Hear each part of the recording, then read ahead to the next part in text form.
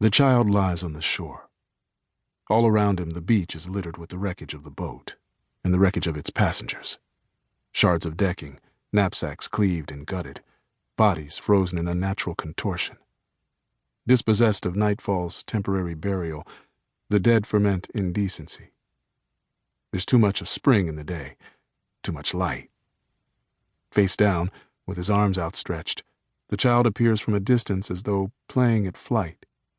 And so too in the bodies that surround him, though distended with seawater and hardening, there flicker the remnants of some silent levitation, a severance from the laws of being. The sea is tranquil now. The storm is past. The island, despite the debris, is calm. A pair of plump, orange-necked birds, stragglers from a northbound flock, take rest on the lamp-post from which hangs one end of a police cordon. In the breaks between the wailing of the sirens and the murmur of the onlookers, they can be heard singing. The species is not unique to the island, nor the island to the species, but the birds, when they stop here, change the pitch of their songs. The call is an octave higher, a sharp, throat-scraping thing. In time, a crowd gathers near the site of the shipwreck, tourists and locals alike. People watch. The eldest of them, an arthritic fisherman driven in recent years by plummeting cherub fish stocks to kitchen work at a nearby resort, says that it's never been like this before on the island. Other locals nod, because even though the history of this place is that of violent endings, of galleys flipped over the axis of their oars and fishing skiffs tangled in their own netting, and once, during the war, an empty Higginslander sheared to ribbons by shrapnel, the old man is still, in his own way, right. These are foreign dead. No one can remember exactly when they first started washing up along the eastern coast.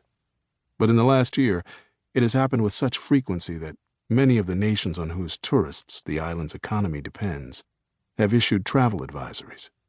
The hotels and resorts, in turn, have offered discounts. Between them, the Coast Guard and the morgue keep a partial count of the dead. And as of this morning, it stands at 1,026. But this number is as much an abstraction as the dead themselves are to the people who live here, to whom all the shipwrecks of the previous year are a single shipwreck. All the bodies, a single body. 3 officers from the municipal police force pull a long strip of caution tape along the breadth of the walkway that leads from the road to the beach. Another 3 wrestle with large sheets of blue boat cover canvas, trying to build a curtain between the dead and their audience. In this way, the destruction takes on an air of queer unreality, a stage play bled of movement, a fairy tale upturned. The officers, all of them young and impatient, manage to tether the fabric to a couple of lampposts, from which the orange-necked birds whistle and flee. But even stretched to near tearing, the canvas does little to hide the dead from view.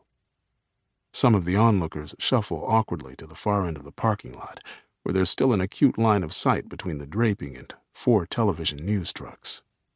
Others climb on top of parked cars and sweep their cameras across the width of the beach, some with their backs to the carnage, their own faces occupying the center of the recording.